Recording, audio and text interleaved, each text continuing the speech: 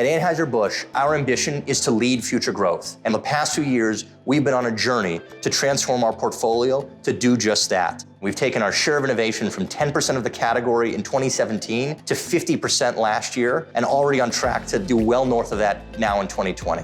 It all starts with iWeek. And this year, we took what was already a strong process and raised the bar by evolving it into an iSemester, where we put people first. Before telling you everything about iWeek and our people-first approach, let's take a step back and tell you why this is important to us.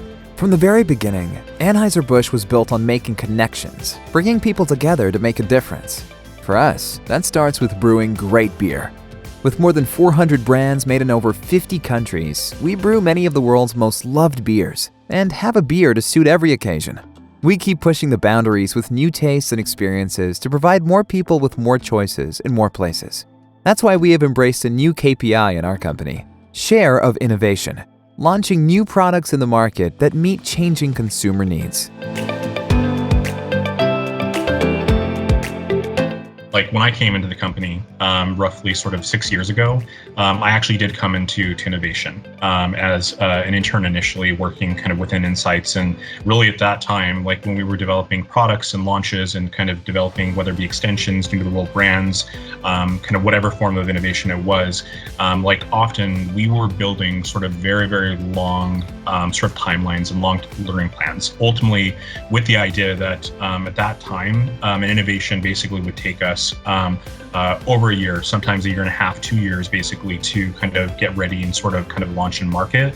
And really was the classic sort of innovation approach, innovation mindset that we were dealing with at that time. And not only did it sort of take that 2 years sort of time frame to kind of get an idea ready, it was also very expensive because you're doing sort of very robust, sort of very rigorous sort of research methods to make sure and improve at sort of every stage of the process that the idea is going to be sort of successful and sort of able to work. And I think we recognized that the pace at which the world was changing was much faster than it had ever been, and we needed to be less precious. We needed to move at a faster pace, bring those new innovations to consumers quickly, and understand with them, did we hit it or are there things we need to change?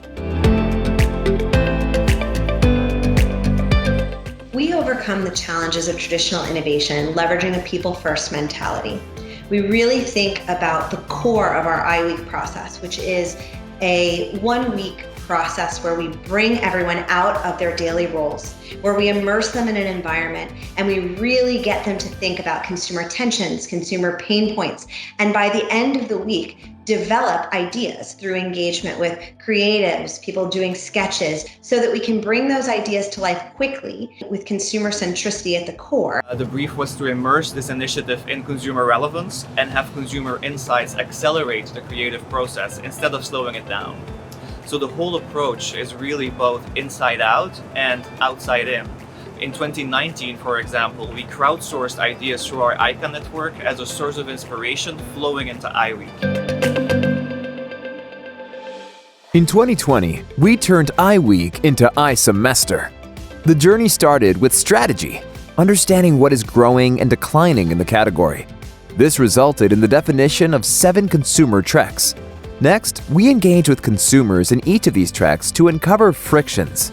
These were springboards for the passion stage, divergent thinking, ideation, and concept development. After iWeek, concepts were taken into Apollo, our pilot process. And throughout this journey, we put people first. The first element of our innovation DNA is strategy. iWeek 2020 built upon the success that we had in previous iWeeks, but it extended it. So instead of just iWeek, we had iSemester. We thought first about the business challenges that were ahead of us and the things that we needed to be able to accomplish. We then translated those business objectives into detailed consumer platforms, translating them to addressable, understandable areas that we could go out and explore with our consumer targets and cohorts. So the consumer platforms are really about connecting the dots between who people are, what needs and pain points they have, and really how our brands are resonating with them today. This really requires combining our consumer segmentation along with an understanding of our performance and growth, as well as gaps and opportunities that we believe exist in the portfolio. Foundationally, this allows us to strategically create a bridge between what consumers want, desire, need, or may be unhappy with, to really how we can resolve or address these gaps and opportunities as a business and company. With the consumer treks defined as key focus points, we set up a program to uncover frictions.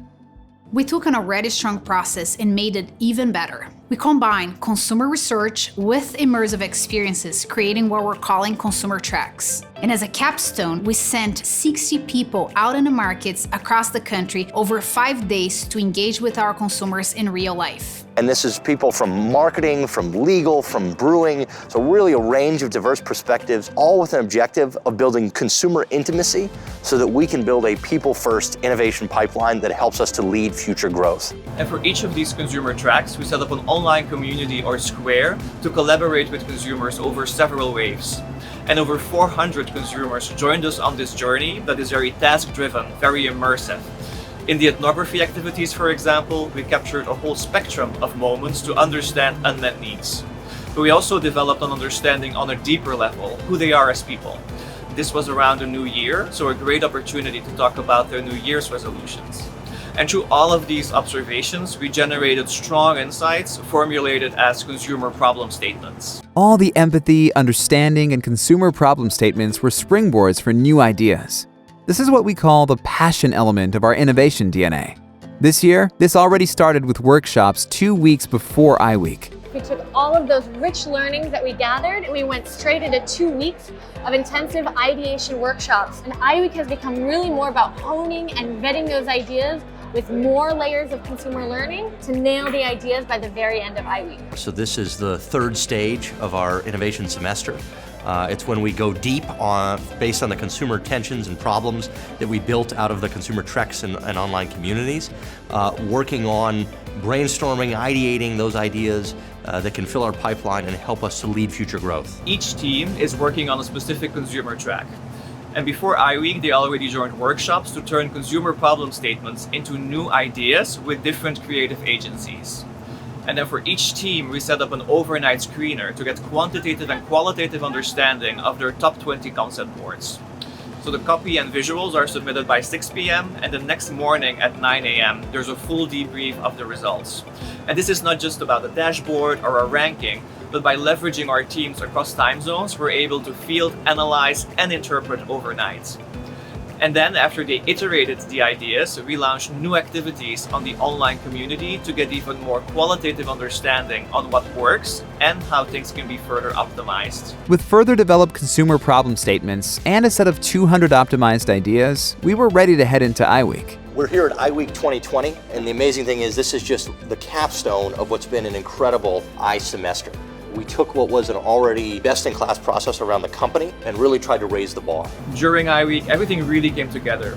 Consumer problem statements and the iterated ideas from the workshops before iWeek were used as springboards for more divergent thinking. And then we had, of course, the big overnight screener, getting feedback on the new concepts from almost 3,000 consumers, where we had a very large team on the ground at the crack of dawn to get ready to share those results with the teams. All of that learning was put together into a day 3, where we began to expand our focus from simply consumer to a commercial perspective. So beginning to think about the viability and feasibility of these ideas and the way that they could come to life. And that was done today through a piranha tank, where we allowed our teams to pitch their ideas and start to hone. And the output of that is that we could prioritize our ideas further. We could identify as an organization, where should we be placing our bets and where should we be thinking about those kind of big ideas for future development. Once we mapped high potential concepts in our pipeline, a selection of them flow into our Apollo pilot process. So when we started the Apollo process, it would take us, let's say, 24 months to get to market with a new product. By the time we tested everything and launched it, within Apollo, we took a different way of working. We applied Agile, project management, and Scrum. And then we also embraced this idea of a MVP, or a minimum viable product. And the way that we've been able to define what is critical for consumers and what is appropriate for an MVP has been this information that comes from iWeek to say, I may not need the perfect package. As a consumer, I just need to understand what this is and what value it's creating for me. So by embracing that, we've gone from, a 2-year development window to at times 100 days. On an average cycle, it might be 3 months if it's a straightforward product to develop. If it's a little more complex, it might take a bit longer, but it's nowhere close to years. There's a magic that occurs when you bring all this skill, talent, passion under one roof with good leadership. This is, to me, some of the competitive advantage that we have as a company compared to other beverage companies out in the marketplace. And we've taken our share of innovation from 10% of the category in 2017 to 50% last year, and already on track to do well north of that now in 2020. iWeek has an incredible impact on our business for a few different reasons. One, it brings an agility to the way that we develop and think about new ideas and the speed with which we can take them from early stage to realizing in market across pilots. But the second thing that is so powerful about iWeek is the engagement of a broad group of stakeholders within the week itself. As we are building ideas, we have stakeholders along on the journey. They're bought in and they are understanding both the consumer origins of what we're trying to solve, as well as the potential for what this could achieve in market. And I believe that is really the reason why we see success with getting the ideas translated quickly from iWeek to in-market pilots, where we actually get the product produced and into consumers' hands so that we can start to learn, optimize, and move towards a larger scale launch. With Budweiser Copper Lager, sort of as an example, the original sort of idea was basically just to figure out and see, do we have the ability to maybe release something on the Budweiser brand that is a little bit sort of non-traditional for consumers, something that's kind of unexpected, something that has a little bit more flavor, that can serve sort of a little bit of a more of a rich reward sort of need from a consumer perspective. And it was about sort of crafting and creating an initial idea, which I think when we tested it was a red lager. And so from our perspective, the iteration, the constant development, the exploration basically allowed us to continue to build on the idea, ultimately to where we were able to get to not only sort of the Budweiser Reserve Copper Lager as kind of one product, but we basically created a whole line under the Budweiser brand. So another really good example of a product that we developed and launched out of the iWeek process would be Michelob Ultra Infusions. When we actually first started to explore this idea, it originally started as a way to better deliver flavor sort of within beer. And as we actually started to explore the idea, really understand, really hone, and kind of unpack what infusions kind of as a space meant to consumers, we actually were able to develop a very strong sort of brand positioning platform that we actually leveraged to reposition an existing product under the Michelob Ultra family and actually launched Michelob Ultra Infusions within the market. I mean, those are two examples. We have at least 20 plus others examples of products we've launched over the past 2 years, really within our Apollo process. Really a lot of ideas that we've been able to seed. This year was a big step up from what we had in years before. The focus was really to bring consumers closer to the teams here in the iWeek.